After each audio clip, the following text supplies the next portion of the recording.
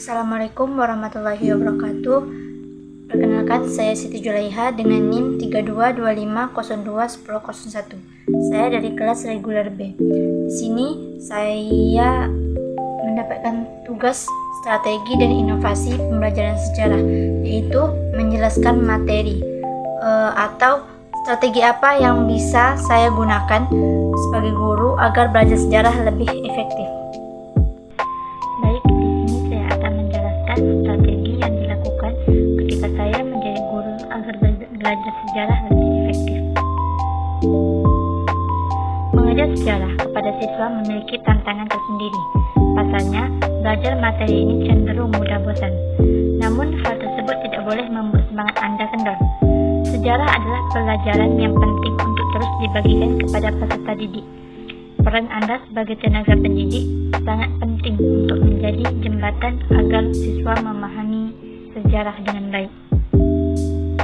Ketika ada banyak siswa yang tertidur di kelas atau sering mengobrol dengan temannya, Anda harus mengevaluasi diri. Kemungkinan besar kelas yang sedang Anda handle tidak menarik bagi siswa. Perhatian mereka teralihkan pada sesuatu yang lain, tentu akan menurunkan konsentrasi belajar dan mengajar. Strategi yang akan saya lakukan agar belajar sejarah jadi efektif itu, yang pertama itu belajar kelompok. Belajar kelompok mampu menjadi wadah bersosialisasi bagi siswa.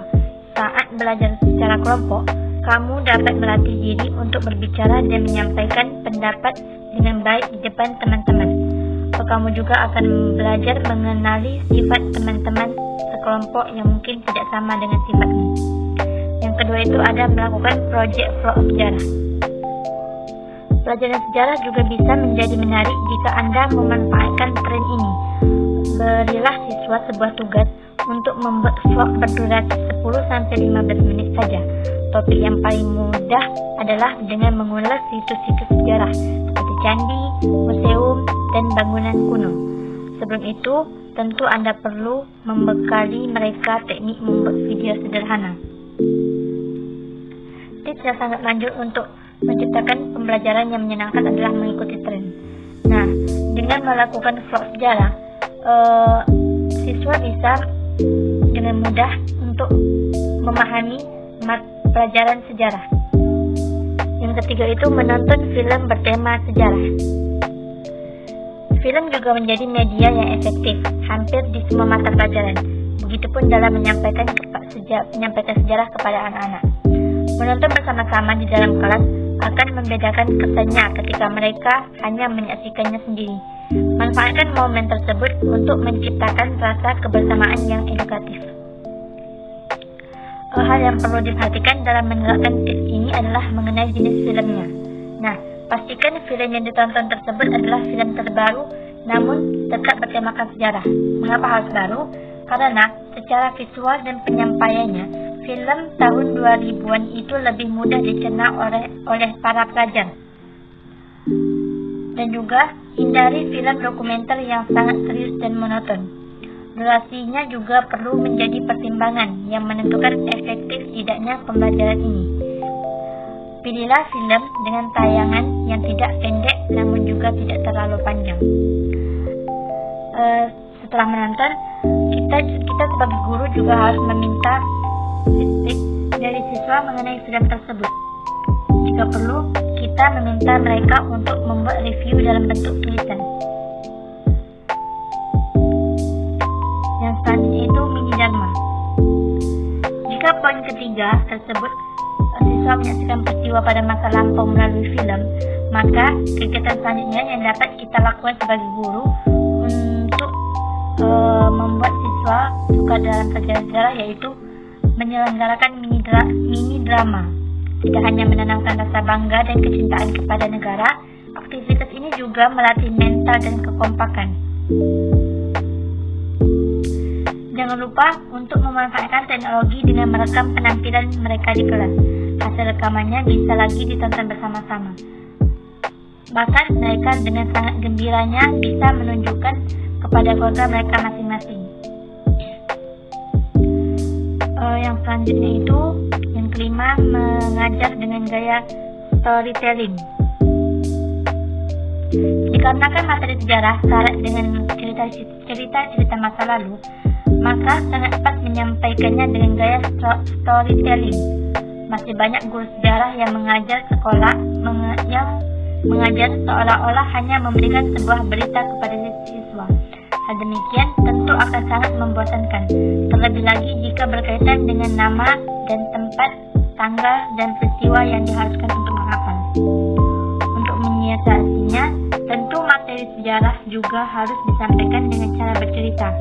Lebih menarik lagi jika kita sebagai guru bisa menunjukkan ekspresi dan intonasi suara yang variatif, disesuaikan dengan topik pembelajaran yang sedang berlangsung.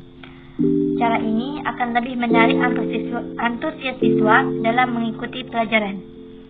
Jika mereka senang, maka mereka akan dengan mudah mengingat detail-detail dari peristiwa yang kita ceritakan itu. Yang terakhir itu bermain teka-teki sejarah. Unsur game juga menjadi tips yang saya sarankan kepada Anda. Salah satunya yaitu kita bisa melakukannya teka-teki sejarah atau TTS. Permainan ini lebih mudah dilakukan secara kelompok, dan setiap kelompok ada yang menjadi timekeeper dan pengawasnya. Kelompok yang menyelesaikan misi mencapai tangga tertinggi yang dapat menjadi pemenangnya. Tapi untuk itu kita harus membuat kesepakatan dulu kepada siswa, agar siswa bisa menyelesaikan dengan baik.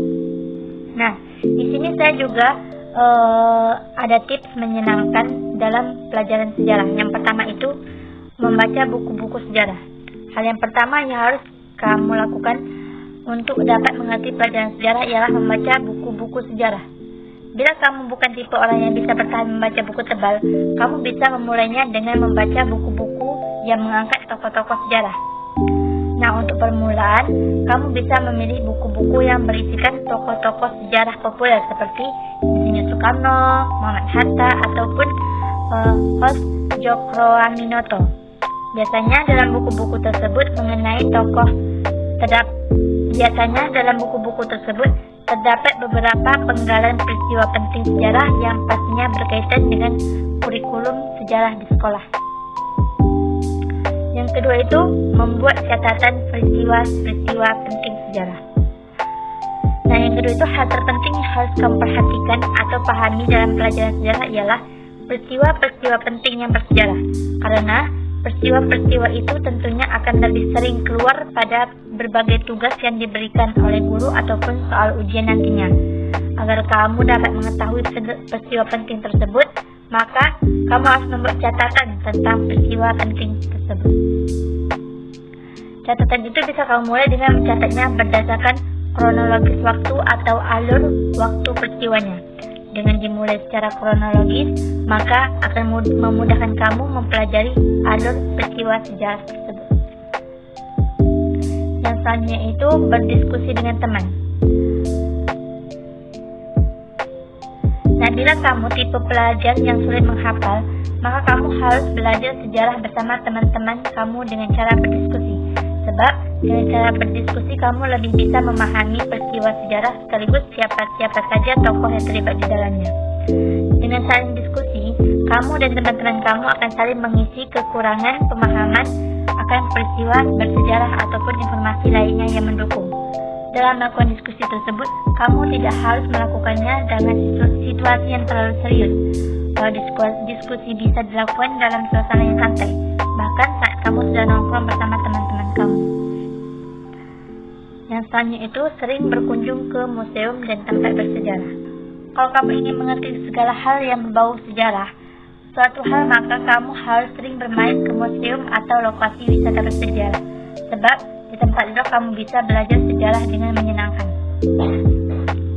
Dengan begitu, kamu tidak akan mudah bosan dan bisa memahami hal-hal yang berbau sejarah dengan sangat cepat. Apalagi jika kamu berkunjung di tempat terjadinya peristiwa sejarah tersebut. Atmosfer di lokasi itu akan membuat kamu mengerti dan membayangkan bagaimana peristiwa bersejarah itu terjadi di masa lampau. Yang terakhir itu ada menonton film atau dokumentasi sejarah. Bagi kita yang tidak bisa betah membaca lama-lama, mungkin alternatif untuk mendapat mengerti pembelajaran sejarah ialah dengan menonton dokumenter sejarah. Karena dengan menonton film dokumenter tersebut, kamu dapat mendapat saripati peristiwa sejarah secara menyeluruh. Film dokumenter sejarah bisa dijadikan referensi belajar karena dalam penyusunannya, film tersebut dibuat dan dikemas dengan menggait narasumber sejarah terpercaya, seperti pelaku peristiwa bersejarah ataupun sejarawan. Dengan begitu, isi film tersebut pastinya dapat dipertanggungjawabkan. Nah, dari tips-tips itu bisa kamu terapkan untuk membantu kamu belajar sejarah. Mungkin hanya itu yang bisa disampaikan. Saya akhiri. Wassalamualaikum warahmatullahi wabarakatuh.